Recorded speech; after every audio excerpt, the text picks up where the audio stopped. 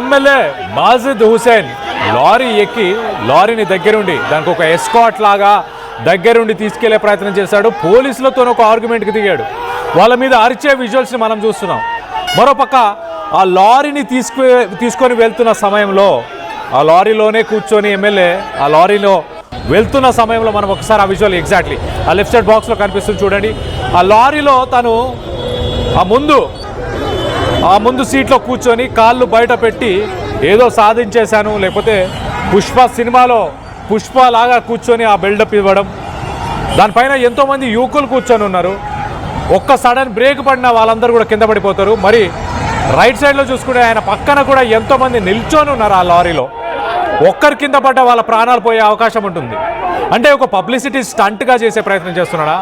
అక్కడ వాళ్ళందరినీ రెచ్చగొట్టి విధ్వంసానికి పాల్పడేలా చేస్తున్నాడా? ఆ విజువల్లో చూడండి ఎంత అగ్రెసివ్గా మాట్లాడుతున్నాడు, పోలీసులతో ఎంత దురుసుగా మాట్లాడుతున్నాడు. మరో పక్కన అతనితో పాటు ఆ రన్నింగ్ వెహికల్లో ఉన్న వ్యక్తులు, ఆ ఫోన్లో రికార్డ్ చేసే వ్యక్తులు ఒక్కరు కూడా హెల్మెట్ పెట్టుకోలేదు.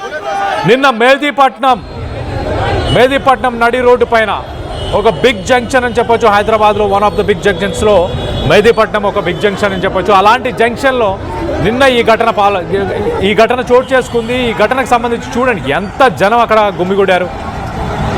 ఒక ప్రజా నాయకుడిగా, ప్రజలు ఎన్నుకున్న నాయకుడిగా ఎలాంటి అవాంఛనీయ సంఘటనలు చోటు చేసుకోకుండా చూసుకోవాల్సిన వ్యక్తి దగ్గరుండి చూడండి మొబైల్స్ పట్టుకొని ఎంతమంది ఫోన్లు ఆ బైకుల మీద ఆ లారీ చుట్టూ వెళ్తున్నారు. ఒక్కరిని హెల్మెట్ వేసుకున్నారా బాబు అని అడిగాడా?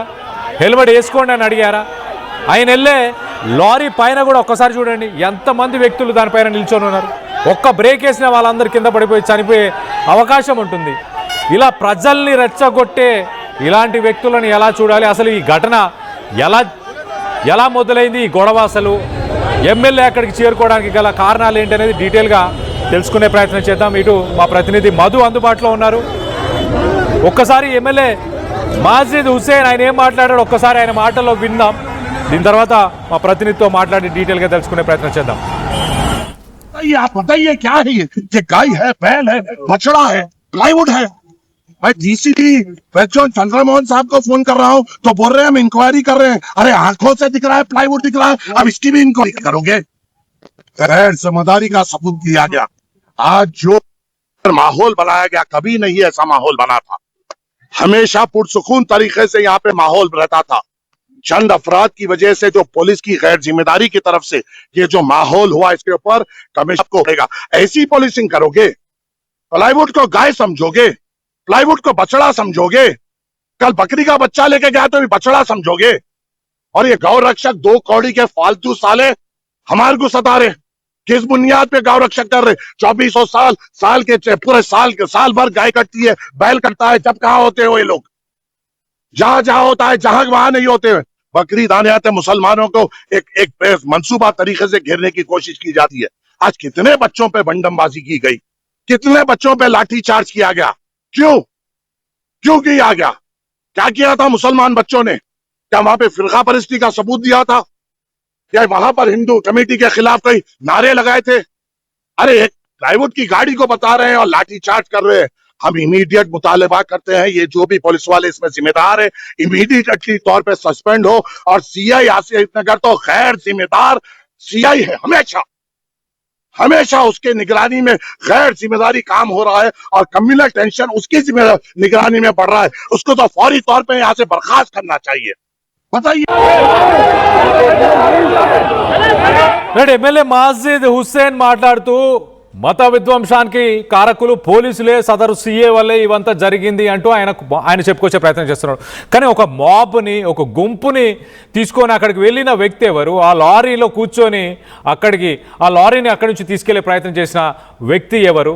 ఆ లారీ పైన ఎంతమంది నిల్చొని ఉన్నారు? ఆ లారీకి పక్కన ఎంతమంది నిల్చొన్నారు? ఎంత డేంజరస్ సిచ్యువేషన్లో ఉన్నారు?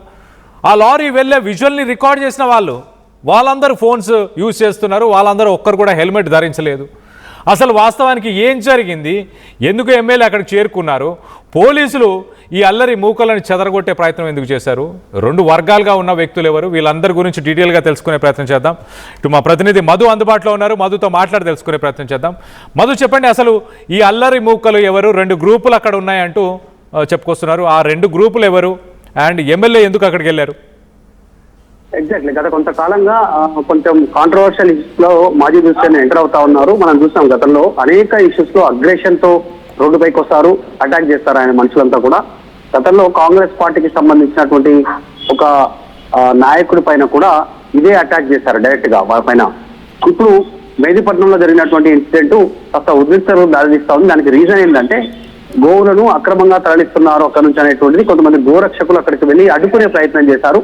ఈ విషయం తెలిసిన వెంటనే అక్కడికి చేరుకొని టీం అంతా కూడా వాళ్ళందరినీ భయభ్రాంతులకు గురి చేశారు, వారిపైన దాడి చేశారు, ఆ వాహనాన్ని అక్కడి నుంచి సేఫ్ గా తరలించే ప్రయత్నం చేశారు. దాంట్లో ప్లైవుడ్ తీసుకెళ్తున్న లారీ అని చెప్తుంటే దాన్ని అడ్డుకోవాల్సినటువంటి అవసరం ఏముంది అనేటువంటి క్వశ్చన్ మాజీ దృశ్యం చేస్తా ఉన్నారు. కాదు, అక్రమంగా గోవులను తరలిస్తున్నారు అనేటువంటి గోరక్షకులు చెప్తా ఉన్నారు. కానీ అక్కడ జరిగినటువంటి ఇన్సిడెంట్ చూస్తే అక్రమంగా గోవులను తరలిస్తుంటే వాటిని సేఫ్ గా అక్కడి నుంచి తరలించే ప్రయత్నంలో భాగంగా మాజీ హుస్సేన్ తన అనుచరులతో అక్కడికి చేరుకున్నారు అనేటువంటిది చాలా స్పష్టంగా వీడియోలో కనిపిస్తా ఉంది. వీడియోలో వందల సంఖ్యలో గుంపుగా ఒక మాబ్ గా అక్కడికి చేరుకున్నటువంటి పరిస్థితి. ఇది మొదటిసారి కాదు. మాజీ హుస్సేన్ కాస్త ఆయన చర్యలన్నీ కూడా కాంట్రవర్షియల్ గానే ఉంటున్నాయి. గతంలో కూడా ఇట్లాంటి అటాక్ చేశారు, ఇట్లాంటి అగ్రెషన్ చేశారు ప్రభుత్వ అధికారుల పైన. ఇప్పుడు హైడ్రా అక్రమ నిర్మాణాలు పోస్తున్న సందర్భంలో కూడా అక్కడికి వెళ్ళి హల్చల్ చేశారు.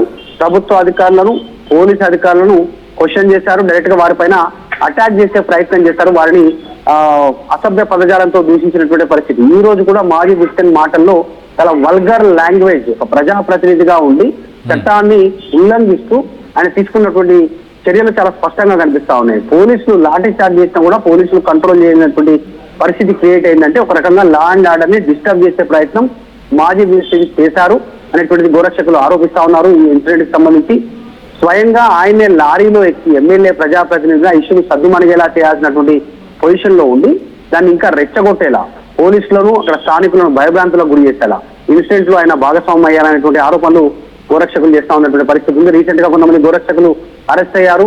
అనేక మార్గాల ద్వారా అనేక వాహనాల్లో గోవులను తరలించి కబేలకు తీసుకెళ్లి వధిస్తా ఉన్నారు.